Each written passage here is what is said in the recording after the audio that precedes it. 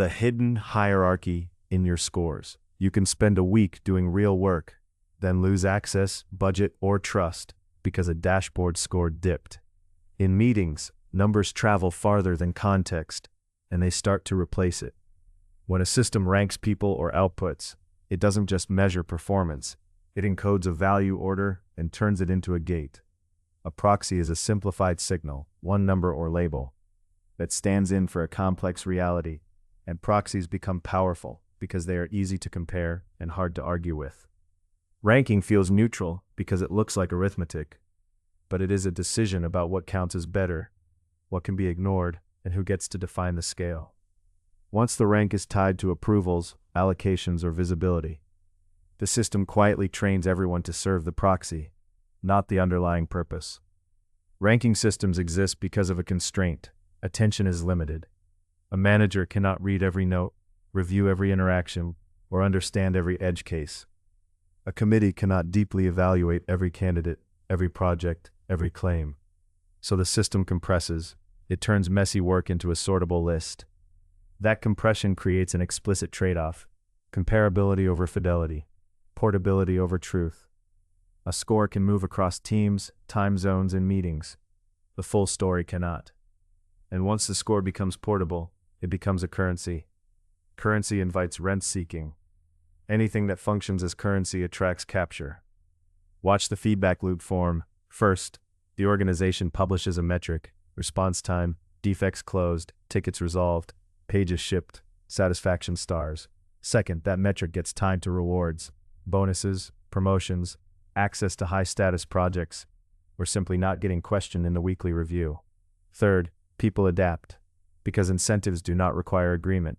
They only require exposure. Fourth, the metric starts drifting away from what it claimed to represent. This is proxy drift. The measure stops being a window and becomes a target. A classic example is speed becoming the score. If response time is rewarded, responses get faster and thinner. If tickets closed is rewarded, tickets get split into smaller pieces, or easy tickets get pulled first. If defect counts are punished, defects get reclassified as known limitations or quietly deferred past the reporting window. None of this requires bad character. It is simply rational gaming under constraint. Now the ranking does more than measure. It makes a hierarchy. The system creates an above and below, often invisible and unspoken. High-ranked work receives patience, funding, and benefit of the doubt. Low-ranked work receives scrutiny, interruptions, and mandatory checklists. Over time, the hierarchy becomes self-fulfilling. High-ranked groups get better tools and more slack, so they produce cleaner numbers. Low-ranked groups get more friction, so their numbers worsen. The ranking that claimed to describe reality begins to manufacture it. And there is another trade-off hidden inside ranking: legibility over responsibility. If you can defend yourself by pointing at the metric, you no longer need to explain the choice. The score required it. The proxy becomes a shield. The system permits that escape, so it spreads. Every ranking also encodes a boundary about whose pain counts as an externality. If the score measures throughput, burnout is externalized.